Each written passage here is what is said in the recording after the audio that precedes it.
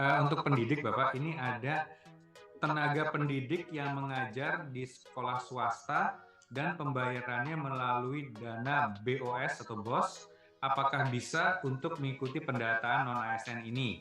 Tuh. Kemudian, apakah yang berhak masuk pendataan ini bagi non-ASN yang bekerja di instansi pemerintah atau boleh swasta? Kemudian, apakah data tersebut berpengaruh dengan yang sudah nilai PG atau passing grade?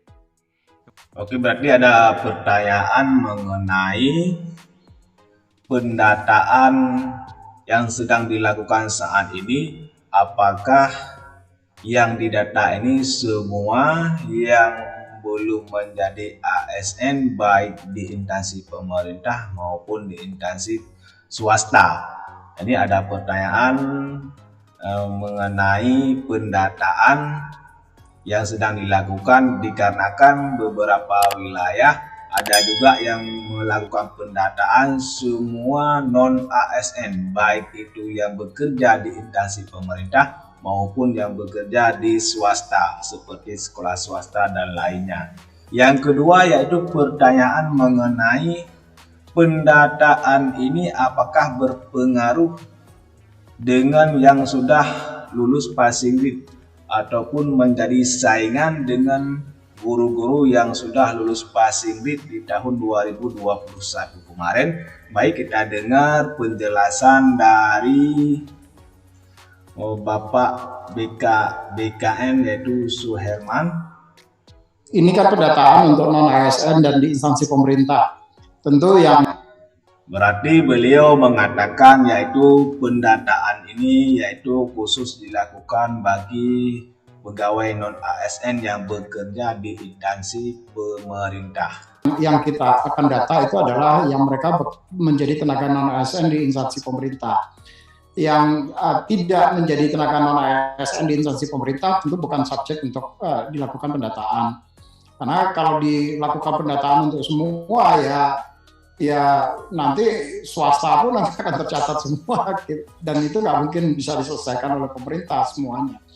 Jadi berarti sama-sama kita dengar yaitu pendataan yang sedang dilakukan saat ini yaitu khususnya bagi tenaga-tenaga non-ASN yang memang bekerja di instansi pemerintah baik itu guru maupun lainnya.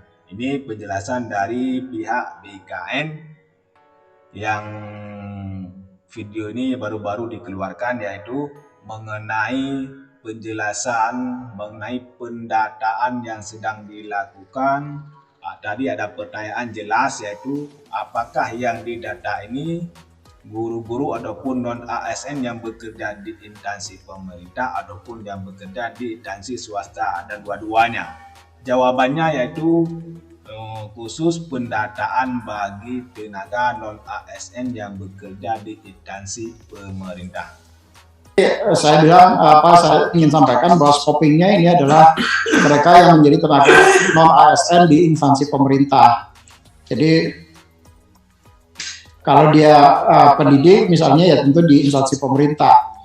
Walaupun yang bersangkutan kemudian dibayarnya melalui dana BOS, tetapi ini kan sebetulnya ada mekanisme yang nanti tentu akan menjadi persoalan baru, misalnya terkait dengan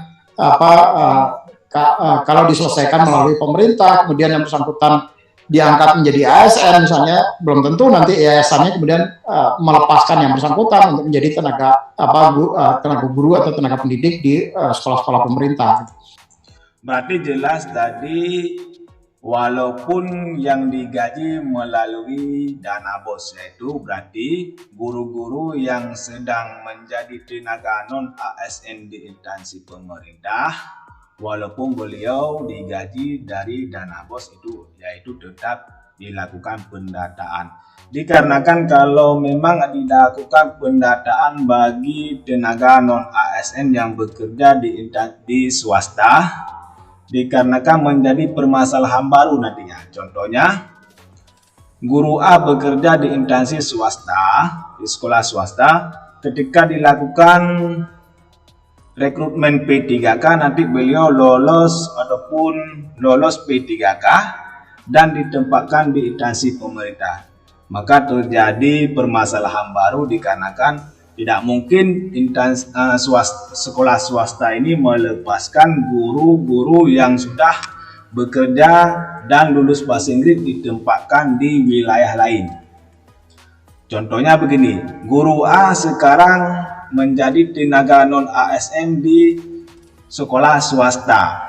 Nantinya kalau dilakukan pendataan dan lulus seleksi P3K sehingga penempatannya di sekolah instansi pemerintah, maka menjadi keberatan bagi sekolah swasta untuk melepaskan guru tersebut untuk bekerja di instansi pemerintah karena mereka akan kekurangan tenaga pendidik di sekolahnya sendiri.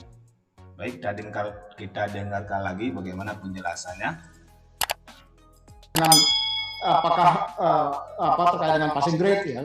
Passing grade itu kan sebetulnya ya mereka, saya sih sebetulnya begini, orang yang karena di dalam Permenpan yang terkait dengan penyelesaian tenaga guru itu kan sudah diatur di situ bahwa orang-orang yang sudah lulus passing grade di tahun seleksi 2021 kemarin, dia menjadi prioritas untuk diusulkan dalam formasi tambahan.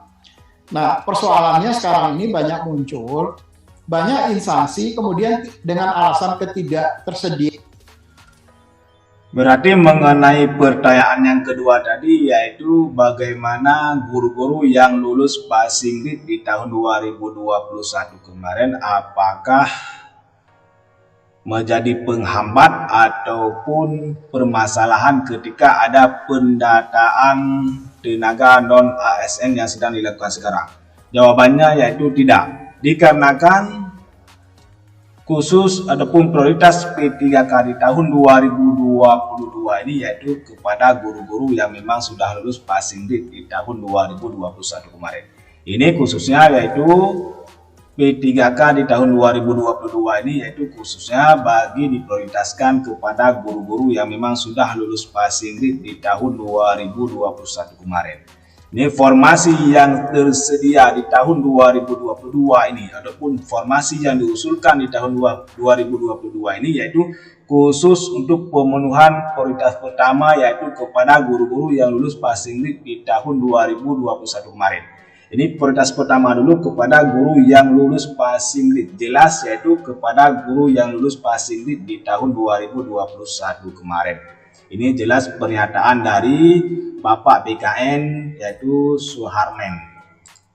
Anggaran kemudian tidak mengusulkan formasi kepada Kementerian PAR-RB. Padahal orang-orang ini, guru-guru ini sudah lulus seleksi. Nah, ini menjadi persoalan baru.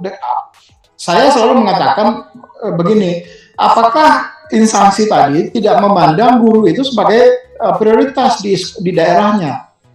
Nah, menjadi permasalahan sekarang begini. Contohnya di Kabupaten A, banyak guru yang lulus passing grade di tahun 2021 kemarin tetapi belum mendapatkan formasi. Akan tetapi di Kabupaten A tersebut di tahun 2022 ini tidak mengusulkan formasi untuk pegawai P3K. Ini menjadi permasalahan dikarenakan penempatan guru-guru yang lulus passing grade ini mau dikemanakan karena formasi tidak ada di wilayah tertentu ataupun tidak ada formasi di wilayah tersebut. Sedangkan yang lulus passing grade di tahun 2021 kemarin banyak dan formasinya tidak ada dikarenakan tidak diusulkan oleh pihak daerah tersebut.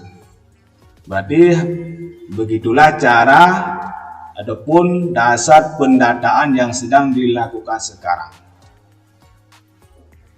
Oke, berarti yang bisa kita simpulkan yaitu pendataan yang sedang dilakukan sekarang yaitu khususnya bagi non-ASN yang bekerja di instansi pemerintah, baik gajinya berasal dari dana BOS ataupun lainnya, yaitu khusus bagi guru-guru ataupun non-ASN yang bekerja di instansi pemerintah. Yang kedua, guru-guru yang lulus passing grade tidak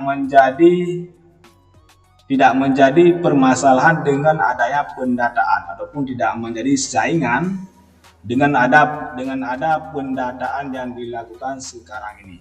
dikarenakan prioritas pertama P3K 2022 ini yaitu kepada guru-guru yang lulus passing grade di tahun 2021 kemarin. Hanya itu yang dapat kita simpulkan. Oke, hanya sekian yang dapat saya bagikan pada hari ini. Mohon bantuan untuk subscribe channel kami agar mendapatkan video-video terupdate lainnya mengenai dunia pendidikan dan teknologi.